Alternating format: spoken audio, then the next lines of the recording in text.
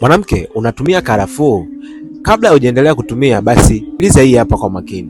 Karafuu inasaidia kuweza kulinda mwili zaidi dhidi ya bakteria wabaya, na pia karafuu inasaidia sana kwa sababu ina antioxidants, kwa hiyo inasaidia sana kuweza kulinda mwili dhidi ya matatizo mbalimbali, na pia karafuu inasaidia sana kuweza kupunguza vimbe ndogo katika mwili. Lakini jua ya kwamba karafuu endapo ukiwa unatumia kupita kiasi, inaweza kupelekea matatizo, inaweza kupelekea shida ya katika mzunguko wako wa period, inaweza kupelekea ikavuruga mzunguko wako wa period. Kwa sababu gani? Karafuu zina hormone. Sasa zikizidi katika mwili wako, inafanya hormone zile za mwili wako zisiweze kuperform vizuri katika mwili, na pia inaweza kupelekea kupata kichefuchefu, na pia muda mwingine inaweza kukuletea hata matatizo ambayo katika sehemu zako za uke. Sasa ni vizuri kutumia kwa kiasi na sio kutumia kwa sana. Hiyo hapo itaweza kukusaidia kutia labda kwenye chai kidogo, hii itasaidia, na pia kutia kwenye chakula kidogo, na sio kutumia kwa wingi. Hiyo itaweza kukusaidia. Usahau kushare, kucomment na kulike ili endelee kujifunza zaidi kupitia